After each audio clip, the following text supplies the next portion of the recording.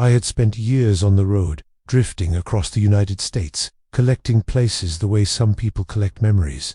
Along the way, there were encounters, strange ones. Most I could explain away with time.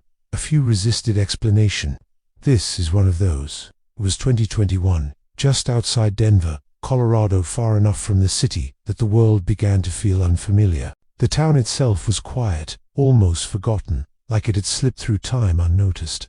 That's where I booked the Airbnb. From the beginning, something felt off. All communication had been through email, and never met the owners. Not once. I only knew they lived in the main house. They called it their home, but when I arrived, standing there in the fading light, it didn't feel like it belonged to anyone living. It felt older than that, like something that had simply been left behind. They had mentioned, almost casually, that the space I'd be staying in had once been converted for their elderly mother who had passed away there. At the time, it didn't linger in my thoughts. It should have. The house itself looked like it had been built sometime in the 1930s or 40s. From certain angles, it seemed to have 2 stories, but the longer you looked, the less that made sense. It was as if part of it didn't fully exist.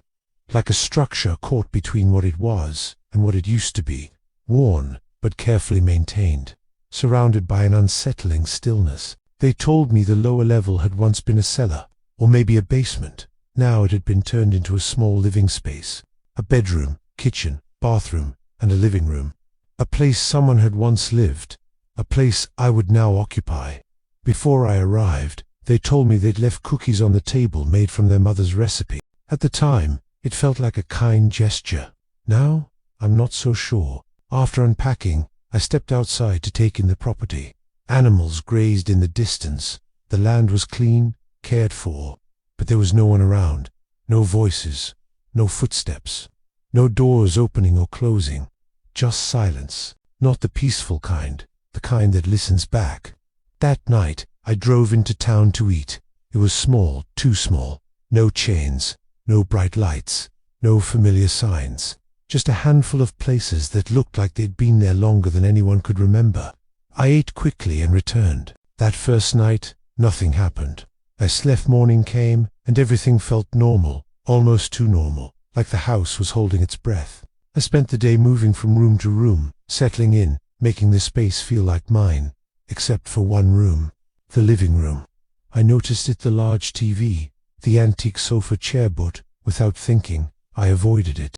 Every time I passed by, something in me hesitated, subtle, easy to ignore. Until that evening. I don't know what changed. Maybe curiosity, maybe something else. I decided I'd sit down, relax, watch TV. It felt like the most normal thing in the world. I stepped into the living room for the first time. The air felt different, heavier. Still, I reached for the remote. And the moment my fingers closed around it, "Don't touch my remote." The thought wasn't mine. It didn't form slowly. It didn't feel imagined. It arrived fully sharp, immediate, undeniable. I froze. Every instinct in me went silent. I hadn't even sat down, but somehow, I understood. Slowly, carefully, I placed the remote back exactly where I had found it, and in that moment, something settled over me. Not fear, recognition. She had passed there, on that chair, and whatever part of her remained, hadn't left. The room didn't feel empty anymore. It felt occupied, not by something hostile, but by something present. A quiet awareness, watchful, protective. A boundary had been drawn long before I arrived, and I had just crossed it. Don't enter, don't sit, leave things as they are. I didn't question it. I turned around and walked out, without another thought. Back to the bedroom, closed the door, laid down. The rest of the night was silent. No footsteps, no movement, nothing. But the silence felt different now, like I was being allowed to stay. Morning came quickly. I didn't linger. I packed my things and left without hesitation. And in all that time across the property, inside the house, under that endless quiet sky, never saw another person. Not the owners, not anyone.